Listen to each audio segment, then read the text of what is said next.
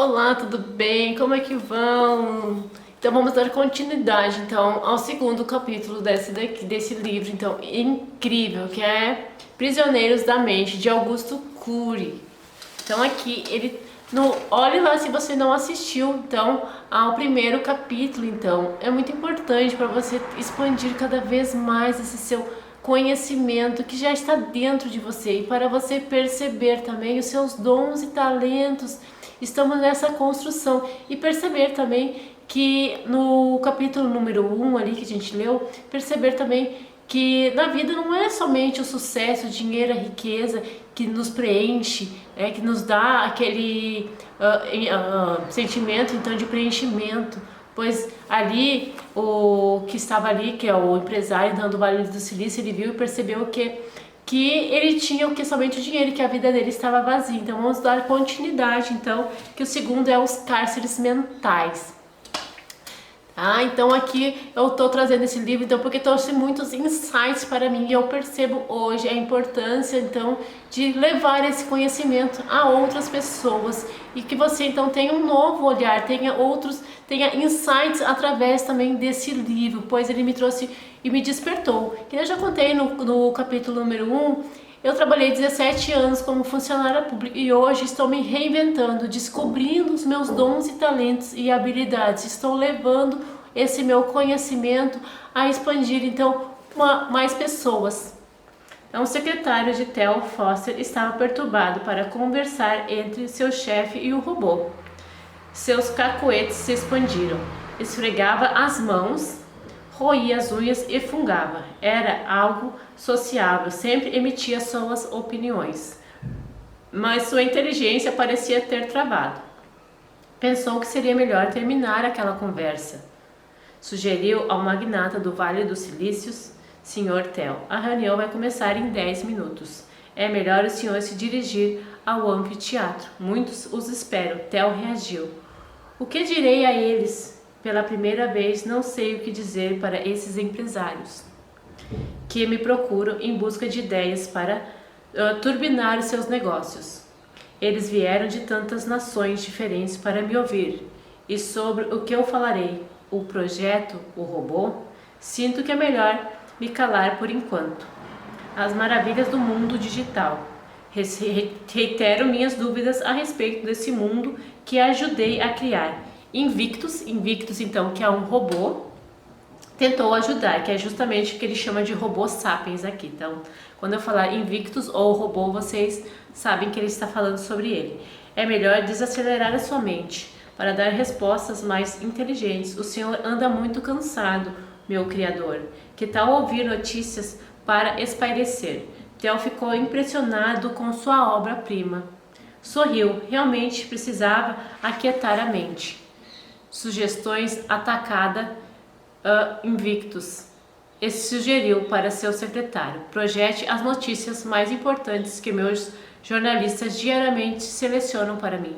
Mark não gostou das sugestões. Senhor, insisto, é melhor dirigir-se ao anfiteatro. Invictus deu uma bronca em Mark. Não percebe que seu patrão precisa relaxar? Perceba sua respiração. Não reclame. Não conteste. Obedeça, homem. Mark começou a projetar as notícias num telão, mas a mesmice angustiava Theo, que ficou entediado ao ouvir. O saldo da balança comercial da China com os Estados Unidos no último ano é novamente estrondoso. A Alemanha é um dos países que mais exportam café no mundo. O PIB da América do Sul patina. Pegou o controle das mãos de Mark e começou a destacá-las, tão logo surgiram no telão. É sempre mais do mesmo. A imprensa, a sociedade não se reinventam. Então isso daqui é uma grande reflexão para a gente fazermos nos dias de hoje também. Será que nós também não estamos vivendo assim? Será que nós não estamos nos reinventando mais? Estamos só vivendo no piloto automático das nossas vidas e não paramos para refletir como o Mark está fazendo aqui, como o Theo então está fazendo, que é o empresário do Vale do Silício. Eles estão aqui refletindo então e nos trazendo mais inspirações para as nossas vidas. Então Eu posso lhe oferecer dados mais precisos e importantes que este, senhor, disse Invictus. De repente, apareceu a entrevista de um cientista chamado Marco Polo, cuja primeira frase logo abalou o magnata. Somos uma sociedade de prisioneiros. O tédio foi dissipado, e o Theo se concentrou no que viria. A uns falta o pão na mesa, outros mendigam a tranquilidade. E é justamente isso. Muitos de nós não temos o equilíbrio emocional. Nós não temos. Muitos de nós temos dinheiro, temos o sucesso, mas não temos os principais para que vivermos em paz com nós mesmos, termos o nosso equilíbrio emocional. E ele está dizendo aqui que nós somos prisioneiros da nossa própria mente. Então, uns falta o pão e outros mendigam a tranquilidade. Uns estão encarcerados em presídios de ferro e outros em presídios mentais. Há até mesmo os prisioneiros milionários que estão mentalmente confinados em seus palácios. Que loucura é essa? Quem é esse entrevistado, Mark? Dr. Marco Polo? Era um pensador da psiquiatria, da psicologia e filosofia, mas seu secretário não conhecia, não sei. E quem selecionou essa notícia? Indagou Theo Foster, já nervoso. Também não sei, senhor. Não entendi sua preocupação, senhor. Interveio Invictus. Claro, Invictus, você não tem emoção, esbravejou Theo. Mark Douglas gostou da bronca, sorriu. Será que alguém quer me sabotar? Como esse cientista afirma que há milionários presos em seu palácio? Que ele ficou revoltado com aquilo ali, pois aquilo ali mexeu com ele, né? Mexeu, pois era assim que ele se sentia. Se a gente for ver no capítulo número 1, ele se sentiu um vazio dentro dele. Ele talvez não tenha entendido, ou até tenha entendido o que o Marcos Polo tinha colocado, só que ele não conseguia admitir, já que ele era um homem poderoso, rico, né? Quer que eu desligue, senhor? Sugeriu o secretário. É melhor desligar, considerou Invictus. Não, esperem, vocês não sabem que eu adoro ser desafiado? Perguntou o bilionário. O entrevistado prosseguiu. Nós humanos vivemos em presídios físicos e mentais. Entretanto, antes de falar sobre os prisioneiros da mente, quero falar a respeito dos prisioneiros que vivem atrás de grades de ferro. Os 10 países com maior população carcerária revelam que somos uma espécie doente. Sabe quais são esses países? O senhor sabe quais são? Perguntou Invictus a Theo. Mesmo já sabendo a resposta, não tenho ideia. Dr. Marco Polo conduziu, dizendo, os números modificam-se diariamente. Mas hoje, em 10º lugar, está a Turquia. Em 9º lugar está a Indonésia. Em 8º, o Irã. Em 7º, o México. A Tailândia está em 6º. A Índia está em 5º. A Rússia em 4º. E os cientistas fez uma pausa reflexiva e prosseguiu. E o Brasil é ocupado pela 3ª posição de seres humanos atrás das grades, e fez nova pausa. Theo Foster ficou impressionado com essa informação. Embora fosse um homem culto, nunca se atentou a isso, com excelente capacidade de observação. Fez-se uma pergunta retórica. Como eu nunca soube disso? Porque o Brasil tem mais carcerários do que a Índia, que tem uma população 7 vezes maior que a do Brasil? Isso é assombroso. O entrevistado perguntou para o jornalista, você sabe quais são as nações que ocupam o 2º e o 1º lugar em população carcerária? Que pergunta estúpida! Estava indo tão bem, expressou Theo. Pausou o vídeo. Dizer o óbvio é irritante. É claro que a 2ª população carcerária é a dos Estados Unidos e a China, que não é uma democracia nos moldes americanos, tem muito mais prisioneiros do que nós. O senhor está enganado, afirmou o supercomputador. É impossível que eu esteja errado, replicou Theo ofendido, mas resolveu dar o replay no vídeo. E para seu espanto, o cientista falou, o 2º lugar é ocupado pela China e o 1º lugar pertence aos Estados Unidos. Não é possível. Esses dados devem estar errados. Isso é um paradoxo, disse o bilionário completamente indignado em seu suntuoso escritório em Nova York. E pausou o vídeo novamente para discutir o assunto. Paradoxo, senhor? Não entendi, disse confuso Mark. Mark é o secretário de Theo. Você não sabe o que é um paradoxo, Mark? Indagou o chefe. Invictus comentou. Mark é ingênuo, senhor. É muito lento para fazer cálculos e comparações. A população americana é 4 vezes menor que a da China, mas temos 30% mais presidiários. O magnata, fã dos Estados Unidos, a nação que acolheu seu pai, indagou. Será que os Estados Unidos têm tantos prisioneiros? Por que nossa justiça funciona? Ou por que nossa cidade está doente?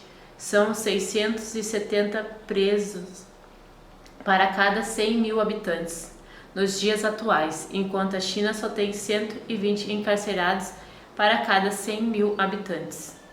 Portanto, comparativamente, os Estados Unidos têm quase 6 vezes mais presidiários do que na China, concluiu Invictus.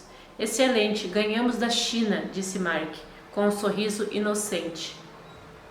Theo Foster colocou as mãos na cabeça e disse, exasperado. Falando, você é inteligente. Calado. É um sábio, Mark. Não entendi a observação. O senhor fez um elogio ou uma crítica ao seu secretário? Perguntou Invictus. Excelente, Foster. Pegou esse robô. Ele não percebeu que o senhor me elogiou. Ter essa numerosa população encarcerada deveria nos fazer rir ou chorar, Mark? Questionou Theo. Mark se calou. Invictus respondeu. Por que seu tom de voz e sua expressão? Acho que chorar, senhor Foster. A espécie humana aplaude e vaia, produz flores e armas, trata as feridas e fere. Sua espécie é autodestrutiva. Chore, senhor. Sei que você foi programado para simular minhas personalidades, mas não me dê ordens. E não sei chorar, afirmou Theo, fitando os olhos azuis de Invictus. Então o senhor é parecido comigo. Também não sei chorar, mas o que aconteceu na sua infância que bloqueia as suas lágrimas? Indagou Invictus. Isso daqui é uma grande pergunta e todos nós devemos fazer a nós mesmos, né? O que aconteceu na sua infância que bloqueia a sua vida, que está bloqueando os seus relacionamentos, que está te bloqueando a sua vida financeira, que está bloqueando você a chorar também. Aqui nós temos então trabalhos da cura interior que nos proporciona justamente isso, nos ressignificar de tudo aquilo que foi no nosso passado para que a gente possa viver hoje da melhor forma, então, com a nossa criança interior que reside dentro de nós. Todos nós temos a nossa criança interior que faz parte da nossa essência. Esse livro aqui, quando eu li, eu já não tinha essa maturidade que eu tenho hoje, mas lá na época ele trouxe muitos insights e cada vez que eu leio ele aqui com vocês, vai surgindo novos insights. Então eu quero trazer essas reflexões para vocês entendam e percebam o que está bloqueando, o que te bloqueou lá na infância que hoje não te deixa justamente seguir adiante na sua vida. Não faça essas perguntas a seu Criador, disse Theo em voz alta, mais uma vez intrigado com sua invenção. Nunca lhe havia feito esses questionamentos. As pessoas tinham medo de questioná-lo. Ainda abalado, disse, mas vou comentar um dos episódios da minha história. Até então, nunca comentara a sua história, talvez por medo, talvez por ser incapaz de mexer no passado. Nem seus 3 filhos conheciam parte da sua história. Agora seria mais fácil contar para um robô e um velho amigo. Meus bloqueios começaram, creio eu, quando estava na barriga da minha mãe. Meu pai, Joseph, veio para Nova York. Tinha apenas 18 anos em 1946. Passara por 4 campos de concentração, magro, traumatizado e aterrorizado. Seus primeiros anos foram difíceis, solitários. Enamorou-se de uma prostituta, Teresa, minha mãe. Sua mãe foi uma prostituta, senhor? Isso não está em seus arquivos. Theo respirou profundamente e disse uma voz embargada. Não está porque não revelei isso em minha biografia. Impertigou-se e se prosseguiu. Minha mãe era muito amável, mas nos abandonou quando eu tinha apenas 5 anos, traumatizado pela Segunda Guerra. mundial, meu pai mudava de emprego com muita frequência. Pobre, inseguro e saturado pelo medo do futuro, vivenciou um episódio traumático. Foi preso e a culpa foi minha. Eu vi um brinquedo numa loja e, alegre e inocente como qualquer criança, pedi para ele me comprar. Então, eu falo para vocês também como é importante a gente ir nas nossas origens, porque lá está muito das nossas curas hoje. Isso tudo que ele vai trazendo aqui, ele também vai percebendo. Ali o Theo vai percebendo aqui justamente aquilo que está bloqueando a sua vida hoje. Ele vai começar ao longo desse livro justamente, a gente vai entender mais aquilo que ele diz que ele está com vazio existencial, mas aqui ele vai contando um pouco da biografia, de como ele teve então uma infância difícil, assim como muitos de nós teve uma infância difícil também, e que talvez muitos não se lembram, mas muitas das coisas que você está vivenciando hoje, ali, estagnada na vida, está paralisada, ou justamente um vazio existencial, é olhar para o passado e ressignificar cada memória que está lá te bloqueando hoje. Então, não tenho dinheiro, você sabe disso, garoto teimoso, gritou o pai. O menino abaixou a cabeça e disse em meio às lágrimas: mamãe, não grita comigo. Vendo que falhou, Geoffrey ficou perturbado. Subitamente entrou na loja e deixou o menino do lado de fora. Saiu depressa com um brinquedo. Você comprou para mim? Mas você não tinha dinheiro, papai. Falei para o dono da loja que amanhã eu pagaria. Eis que apareceu o dono da loja e apontou uma arma para Joseph. O menino ficou em pânico e começou a chorar desesperadamente, vendo o pai em apuros. Senhor, deixe-me ir, por favor. Tome o brinquedo de volta. Cala essa boca, senão eu atiro. Vociferou o dono da loja. Senhor, fui prisioneiro no campo de concentração nazista. Minha esposa partiu. Olhou para o filho e depois mentiu. Fez uma longa viagem para tratar de uma doença. Não posso ser preso. Não tem mais ninguém para cuidar dele. Mas o dono da loja não teve compaixão. Esperou a polícia chegar. Foram minutos que se eternizaram na mente de Theo. Seu pai ficou preso um mês porque furtara um brinquedo de $5 para o filho. Nesse período, Theo ficou num orfanato sujo, úmido, na periferia de Nova York. Depois, Theo Foster contar esse período triste de sua história. Voltou ao presente e viu seu fiel secretário Mark chorando. Estava emocionado, não imaginava que esse homem forte e admirado mundialmente, que fora seu colega na adolescência, tivesse vivido uma infância esmagada pela dor. Desculpe-me, senhor, não pude conter as lágrimas. Eu me lembrei do quanto fui injusto com o senhor na época da escola. Quando meu pai foi preso, eu me vi sem ele, sem a minha mãe, sem ninguém. Prometi para mim mesmo que nunca mais choraria. E nunca mais derramei nenhuma lágrima sequer. Invictus fez alguns questionamentos. Qual é a sensação de que os humanos têm quando choram? Por que não se recriam com essa emoção? Sinto muito, Invictus, mas não foi possível. Há mais mistério na emoção humana do que imagina. Nossa vã inteligência artificial, disse Theo, balançando a cabeça, sensibilizado. Então, em seguida, voltou a assistir à entrevista do cientista Marcos Polo, que comentou: há mais de 10 milhões de seres humanos encarcerados em todo o mundo. O magnata falou: uma população maior do que a da Suíça, uma tremenda força de trabalho superior à das empresas que mais empregam no mundo. Já pensou se botássemos a utilizá-la? O senhor ganharia muito mais dinheiro. Não preciso de mais dinheiro, Mark. Preciso aliviar minha consciência de que não estou sendo mais do que um espectador no teatro da humanidade. Preciso transformar meu pior inimigo, o tempo, em meu aliado. Theo Foster, como um dos mais importantes empreendedores e líderes mundiais, estava fazendo um exame de sua história.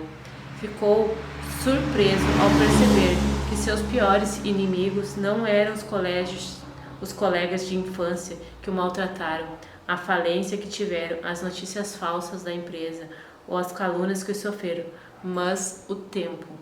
O tempo era cruel. Todos os dias desidratava sua pele, gritando que ele envelhecera. Diminuía o vigor de seus músculos, dizendo que enfraquecera nos últimos anos. Theo vinha procurando uma maneira de dar um sentido mais importante à sua vida. Entretanto, ele não sabia as incríveis surpresas que o aguardavam. Seu mundo viraria de cabeças para baixo a partir do final do integrante entrevista que estava assistindo. Então esse daqui é o capítulo número 2 e eu deixo para vocês justamente essa reflexão para olhar aquilo que está te bloqueando e olhar justamente que nem Theo Foster fez aqui, olhar para a sua infância.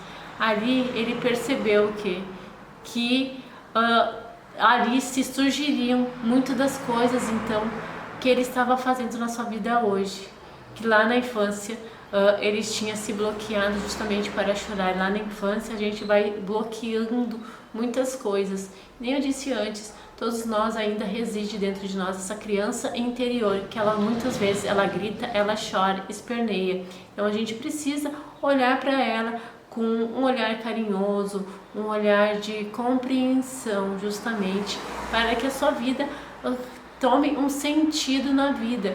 Que aqui Theo, que é um empresário com muito dinheiro, ele se via justamente se perguntando, será que ele era rico mesmo ou ele era pobre? Porque espiritualmente, mentalmente, ele não tinha dinheiro. Por quê? Porque ele precisava ainda justamente fazer essas pazes com o passado dele ali, com a criança que sofreu justamente tudo aquilo ali que ele sofreu.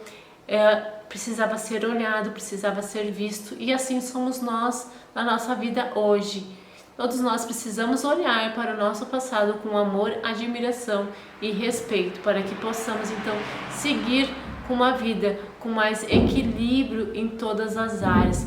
Que nem essa criança reside em você e ela está ali precisando justamente de ser olhada, de ser vista, de ser aprender a amar, que aonde ele não tinha ali com o pai, uma infância muito pobre, que é onde muitos de nós vivenciou isso na infância, e a gente imagina, a gente acredita que a gente esquece daquilo ali, mas é lá na infância que ficam arquivados todas as suas memórias, e como você vai então reproduzir muito daquilo que foi te ensinado lá na sua vida atual. Então por isso é bom olhar para essa criança interior que está dentro de você. Então eu deixo esse exercício então para você e olhar lá na sua infância e ressignificar aquilo que está te bloqueando na sua vida.